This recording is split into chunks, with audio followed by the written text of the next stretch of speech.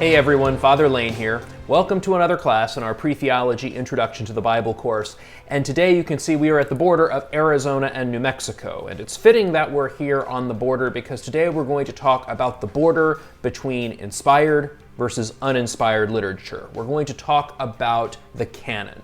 The canon is the official list of what books are inspired and thus are part of the Bible. We're going to look a little bit at the history of the canon for both the Old and New Testament and talk a little bit about how we determine what the biblical text actually said in its original form. Let's begin with a few basic definitions. We've already used the term canon. As you can see on your screen, canon comes from the Greek noun meaning rule or standard. Please note, canon is spelled with only one internal N, not two. You sound illiterate if you misspell it. We're not talking about the weapon canon, we're talking about the list canon. Anyway, the canon is the official list of books considered authoritative by a religious body. You'll also notice a number of abbreviations that we use, often without thinking about it. The MT stands for Masoretic text. This is an 11th century AD Hebrew manuscript that represents a Jewish textual tradition considered by scholars as the best complete text of the Hebrew Bible. The Masoretic text, remember, is in Hebrew. It contrasts with the Septuagint, the LXX, that's the Roman numeral for 70. That's the Greek translation of the Hebrew scriptures, but it also includes some books that aren't present in the Masoretic text. It's the Septuagint that the New Testament authors use when they're citing the Old Testament. We also have the GNT, which stands for Greek New Testament, to describe the 27 uniquely Christian books that are accepted by all Christians in the Bible. Let's distinguish now between the Hebrew Bible and the Greek Septuagint. The Hebrew Bible has three main parts. It has the law, the prophets, and the writings, or in Hebrew, the Torah, the Nevi'im, and the Ketuvim. These three parts, Torah, Nevi'im, and Ketuvim, are sometimes known by the acronym Tanakh. And you'll notice as you look at your screen, it begins with the 5 books of the Pentateuch, but then it includes the prophets, which includes some of what the Christian tradition will call the historical books, as well as the more traditional prophetic books, Isaiah, Jeremiah, Ezekiel, and what are called in the Hebrew tradition the Book of the 12. These are the 12 minor prophets.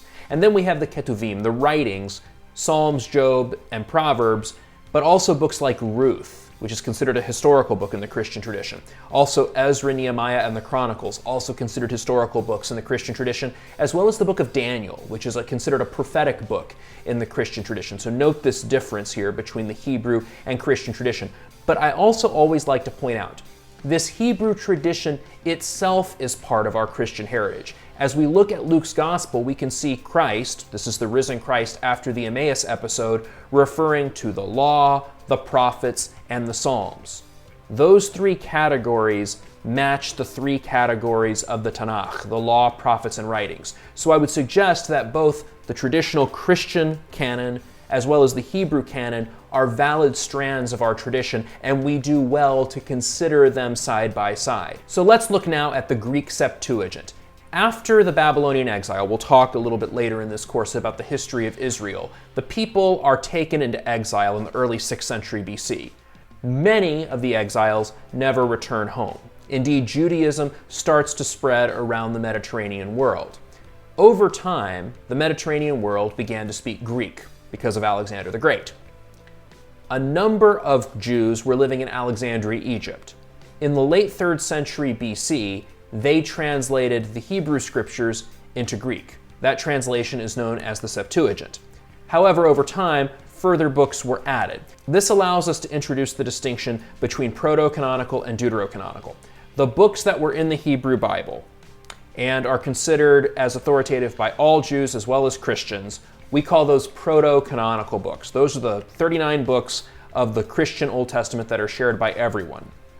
However, there are 7 complete books, Tobit, Judith, Baruch, Sirach, Wisdom, and 1st and 2nd Maccabees, as well as additional parts of Daniel and Esther that don't appear in the Hebrew Bible and aren't part of the Christian Old Testament shared by all Christians. We call these deuterocanonical. Catholics and Orthodox accept them as canonical. Protestants and Jews often refer to them as the Apocrypha.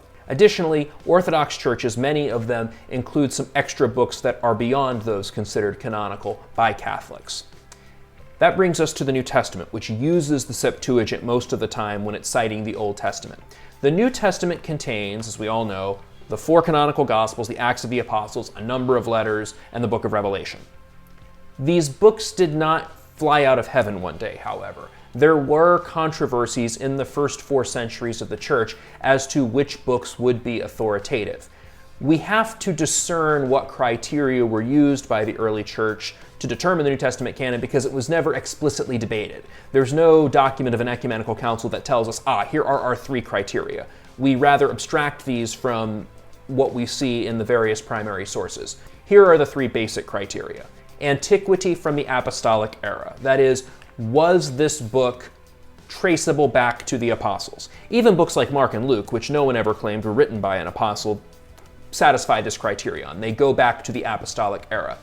Moreover, we have the orthodoxy of doctrine. That is, do they tell us about Jesus as we have traditionally understood him? And moreover, has this book been read liturgically in different parts of the Christian church around the Mediterranean world, which was the Christian world at the time? So antiquity, orthodoxy, and universality. These criteria helped the early church discern the true books and oppose errors led by, on the one hand, Marcion, who rejected the entire Old Testament as well as all the Gospels except for Luke and many of the other New Testament books.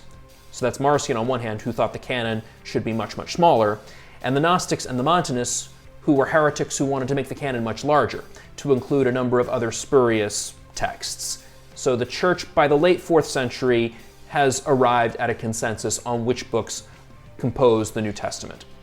This brings us to a related question. How do we know what the original inspired text actually said? Remember, the Bible was copied by hand until the invention of the printing press in the 15th century AD. Mistakes came in. We don't have the original or autograph of any of the New Testament books, much less the Old Testament books. We don't have the exact text that St. Luke wrote. We don't have it, or the original text that St. Paul wrote. We don't have them. All we have are copies, manuscripts that have been copied by hand. You can see on your screen, ancient texts were written on a number of different materials. We have some very ancient texts. For the Old Testament, some of them go back to the Dead Sea Scrolls and so predate the time of Jesus. We have some New Testament manuscripts that date as early as the 2nd century AD, but most of them are partial and are in poor condition. We don't start having complete texts of books until the 4th or 5th centuries. So scholars use a process called textual criticism to determine what the manuscripts lead us to conclude the original author actually wrote. That is, what did the inspired author actually write in the original text? In the Old Testament, we look at Hebrew manuscripts, which includes the Masoretic text, as well as some of these older texts from the Dead Sea Scrolls where we have them, as well as other Hebrew manuscripts. We also have Greek, which includes not just the Septuagint, but other translations. We also have the Latin, old Latin manuscripts that predate St. Jerome, as well as St. Jerome's official translation of the Latin Bible from the late 4th century, as well as other translations. And then in the New Testament, we have a bunch of manuscripts as well. Scholars look at all of these texts and they seek to find out what was the original reading. What did the inspired author most likely originally write? Let's look at an example. Matthew chapter 17, verse 21. This is after the transfiguration of Jesus in that gospel, and the apostles are trying to drive a demon out of a child who's possessed. The King James Version of the Bible, which is based on later and thus inferior Greek manuscripts, has, howbeit this kind goeth not out, but by prayer and fasting. However, earlier Greek manuscripts discovered since the time the King James Version was translated lack that verse. It's simply not there. Hence, you'll notice on this picture there is no verse 21, and I've highlighted that little T symbol. That tells us that some manuscripts have something that the best manuscripts, according to the editors, lack. So most modern translations omit this entire verse. In our next class, we're going to begin looking at the different eras of biblical history and how the text came to us over so many centuries. Until then, read well and pray well.